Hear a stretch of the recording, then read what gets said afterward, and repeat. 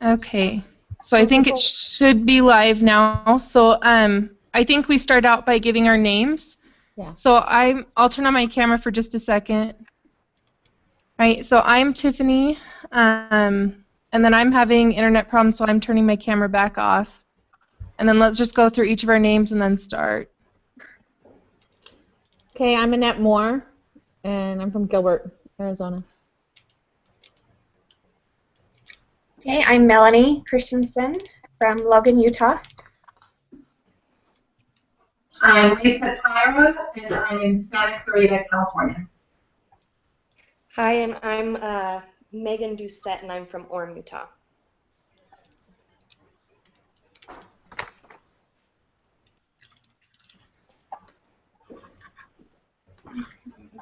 Okay, my computer froze up again. I'm sorry, guys.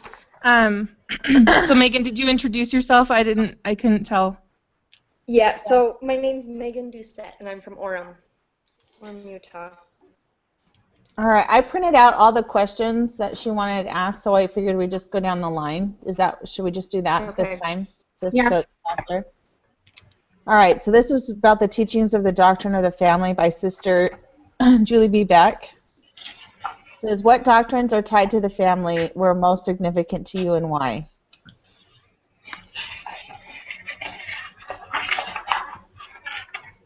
Well, it's ordained of God. Yeah. I thought it was interesting how she linked it to the atonement. That was something I hadn't really made that connection, but really that the atonement is what made it possible for families to be together eternally. And it gives us that opportunity to work towards that and to repent and keep doing those things that we can someday have that blessing. Yeah, for sure.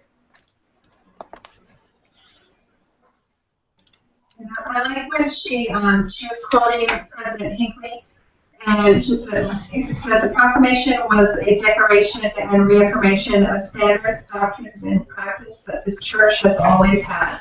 So it wasn't just, oh, this is brand new. It's like we've always had this, and it's just, just reiterating what was, because we always need reminders. Yeah. All right. Why do you think it's important that we study the doctrine of the family at the beginning of this semester as opposed to the end? Because that's what this class is about. It's about theology, and we need to make sure that we know what our theology is as a community of LDS people. Yeah. Right? Yeah. Definitely. I love that Sister Beck said that if we don't know the doctrine, then we can't defend it. So I think it's important that we have that good foundation to build on. Yeah. All right, next one. How well do you think the average young adult understands the doctrine of the family? Probably not very well. Yeah, that's what I thought. Well, I know when I was first in college, not saying how old I am, but back in '89 when I started college, I really wanted to get my degree. I wanted to find a way that I could earn income and stuff. So I don't think I really understood it as well when I was a young adult. I think that you're so programmed into, you've got to get your degree, and I don't know. That was my thing. I don't think I understood it. Yeah. I think I would agree with that. Elder Bednar talked about that we understand the application, but not always the behind it. So it might be something to do at some point, but don't really understand why. Yeah. There's some feedback. Sorry.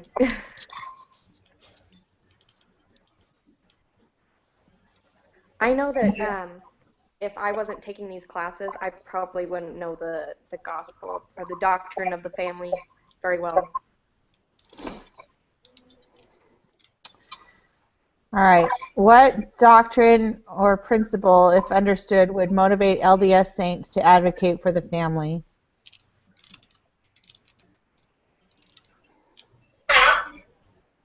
Hey, Tiffany, can you hear? Hey, yeah. But I don't know what the deal is. My internet will not work at all, so I've missed like the entire first part of the meeting. Uh-oh. I wonder if it's Well, it's recording. I see that it's recording, so it's really weird. Like, I can see that it's recording, but you guys keep freezing up, and then all of a sudden I'll jump in and I'll hear like 3 words, and then I'll hear nothing again. That's Really weird. That is weird. So, I don't know. So which question are you guys on? I know you started the first one, and then that's like when it cut out. We're on what doctrine or principle, if understood, would motivate LDS saints to advocate for their family, or for the family? Okay. That's the last one. You're on the last one? No, just for the one for Sister Beck.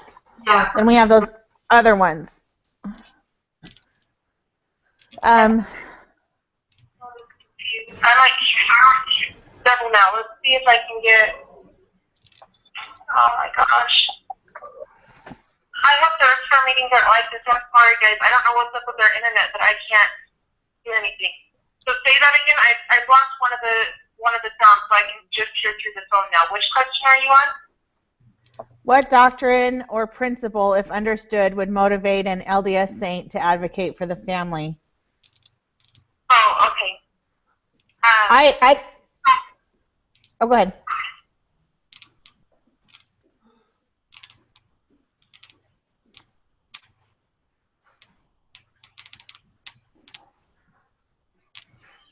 Well, my thoughts, I just finished reading that book, The Sacred Duty, and I guess it's not a principle or a doctrine, it's just how much the other side is fighting against having the definition of a family changed. I didn't realize that was such a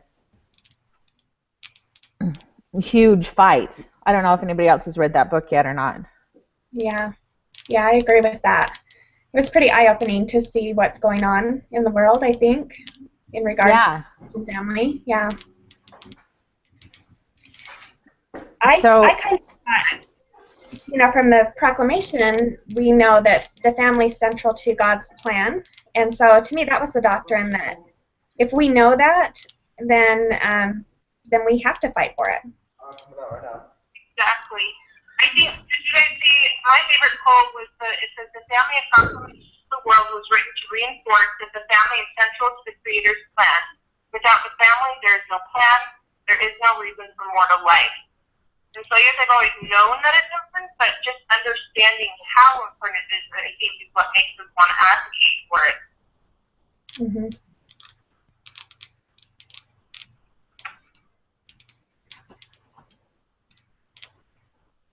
Perfect. All right. Then it says, consider all the following you have studied so far about the world's evolving definition of family, as well as the doctrine of the family. How would you define what family is? Look at the various definitions below and list them in number of order, from definition you most agree with to the one you least agree with. So I'm assuming everyone put number 1 as their first choice. The fundamental society. Social group of society. Where is that? I was kind of going back and forth between 1 and 2 because I think you can have a family without children. So that's why I was like, I don't know. That's true. So I ended up going number 2 for my first one, but I don't know. What do you guys think? Yeah, I went 1, 2. Yeah, and I did the opposite. I did 2, then 1. But am I the only one that did that? I'm trying to pull it back up. I did number 3 for my number 2. If that makes sense. So what did you do for number 1? For number 1, I did the first one. It says typically consisting of 1 or 2 parents with their children. Yeah. Okay, I would agree with that. We could I think we have to come to some consensus, right? Yeah. With a list. So yeah, I'm okay if we want to do one. Do we have to decide Yeah. on the whole group, or we just come up with our number one that we believe is it? It says to list them in order from the one that you agree with the most to the one you agree with the least. Okay. I was thinking that was an individual, and then we just decide on our favorites. Or are we doing the whole list as a group? We're going to do the whole list as a group and just see. Okay. Okay. So the other ones are all members of the household under one roof, a group of persons sharing common ancestry, lineage, especially distinguished lineage, a group of like things, a class, and a group of individuals derived from common stock. So I thought number I almost 6 feel was like the it goes last. straight down. What? I think it almost goes straight down, except for 6 and 7 like switched. That's what I have.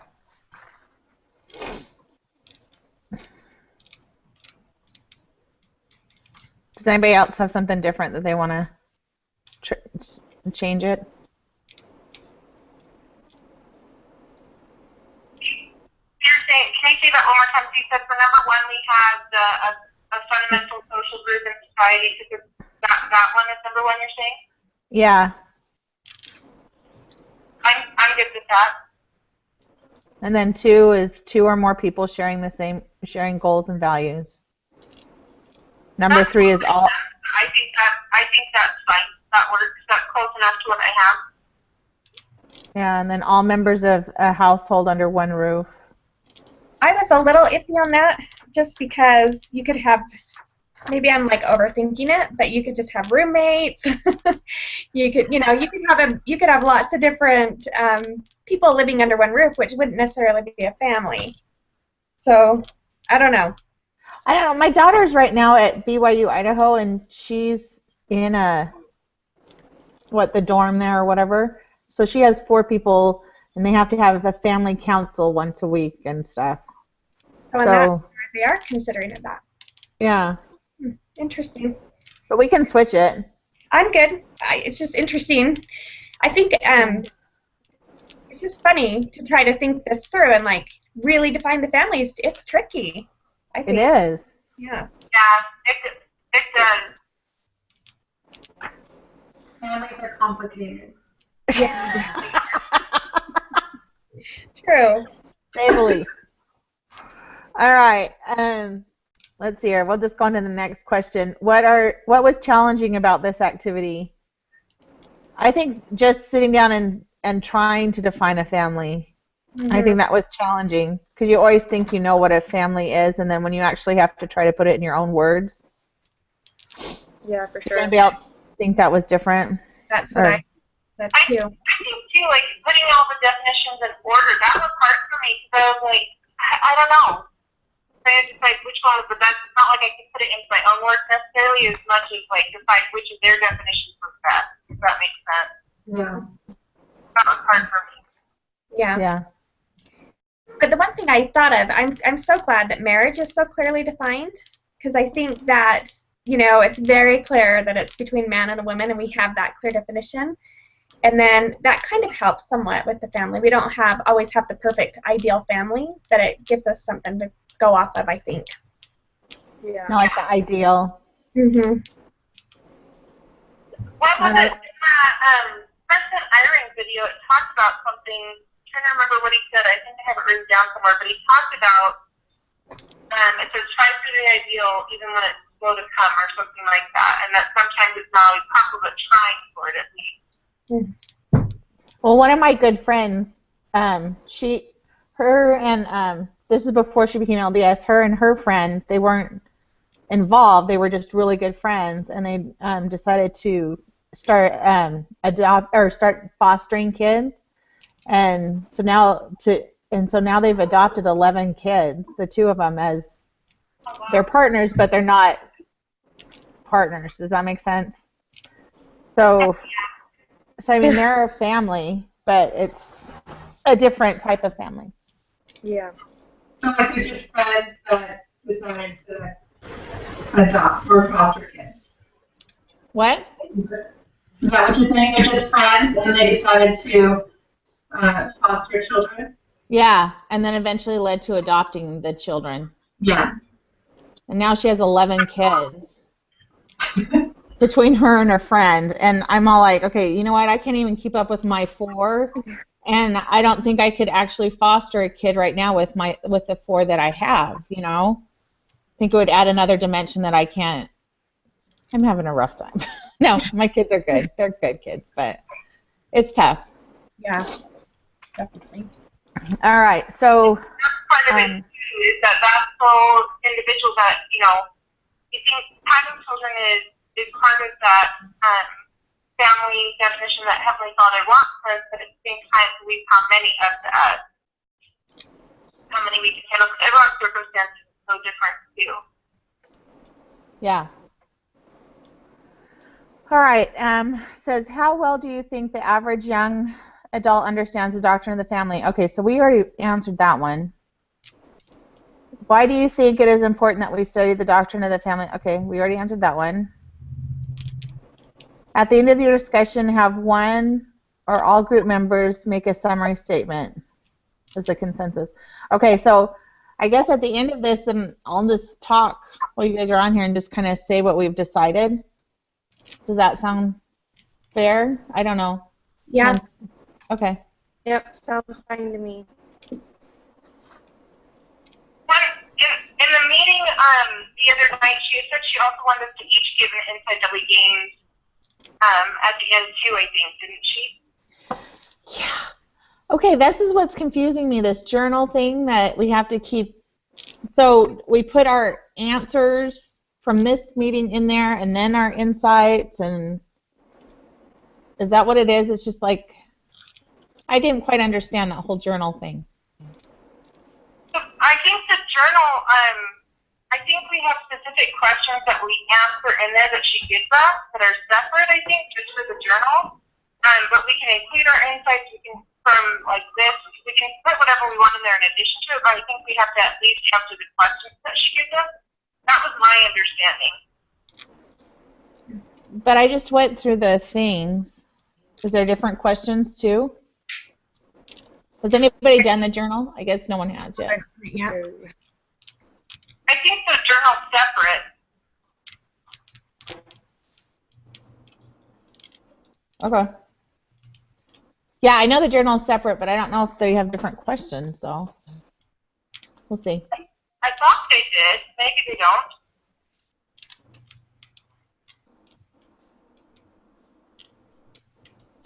All right, so... Has anyone actually looked at it? I'm looking at it right now. There are questions. There's some things we have to read, and then some of them we've read.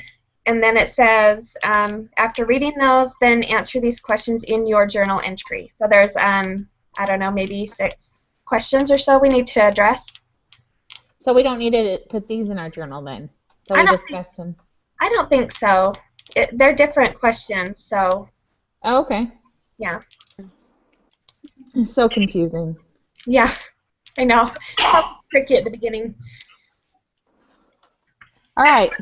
You know, do we all have to go through and give our top insight in the last 2 minutes? Is that what you guys understood from the meeting? What I understood is just one person gives, like, the summary at the very end. Okay. That's what I think too. Okay. So I'll just give a summary and then we'll close it out. Okay. Does that sound good? Now, are we meeting this time next week too? Yeah. I think that would be good. All right. 9 o'clock Thursdays. Dr. Joy, but I thought someone had said that there was like someone needs to do 9:30 or something. That's me. I'm doing my internship this semester. Yay! I know. This is it for me. I'm going to graduate in July, so. So jealous. December for me. I know, it's so exciting.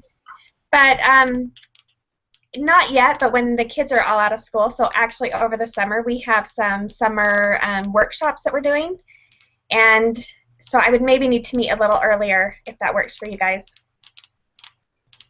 So when does the summer start for you? So that I can make sure that someone can drive my little girl to preschool as well, because her preschool starts at 9:30. So I just have to make sure she has it right, and then I'm good. Okay.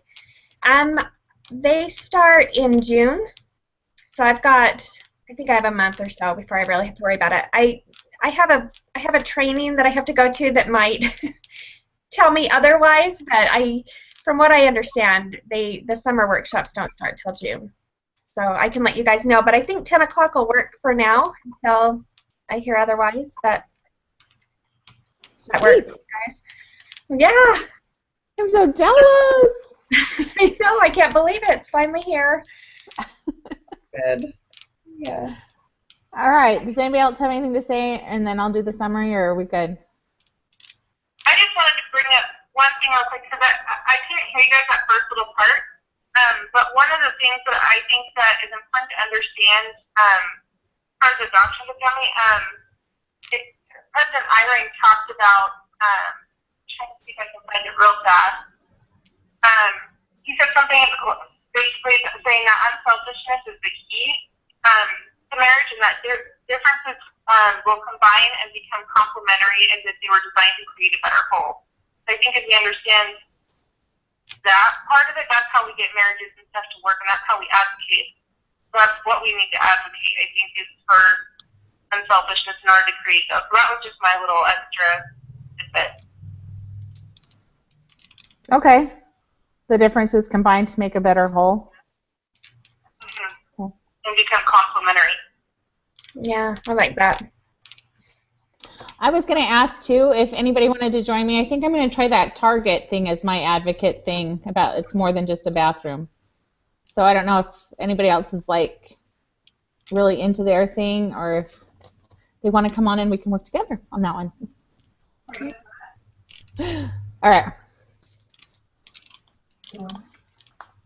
Okay, so I'll go ahead. Our meeting was about, this is for lesson 2. We asked what doctrines are tied to the family that are most significant to you. It was ordained of God, and the atonement made it possible that we can be together for eternity. And this is something that's always been on the plans. It's not something new. Why do you think that it's important that we study the doctrine of the family at the beginning? Because we have to understand the theory of the family, and if we don't know it, we can't define it. And then also, the differences between a man and a woman make a better whole with them together. How do you think the average young adult understands the doctrine of the family? I don't think they understand it as well. And we talked about our different understandings when we were in college. What doctrine or what principle, if understood, would motivate a Latter-day Saint to advocate for the family? Family is central to God's plan. Without the family, there's no reason for mortal life.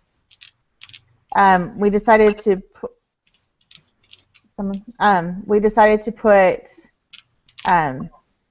the 7 definitions almost in order. The last 2 we switched.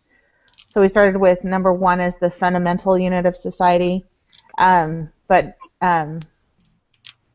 then we went down 1, 2, 3, 4, 5, and then 6 we decided it was a group of individuals derived from common stock, and then the last one a group of like beings or a class. But we thought that this was kind of tricky. What was most challenging about this activity was defining the family. And I think that's all. Sounds good. Okay. Thanks, guys. I'll go ahead and stop the broadcast.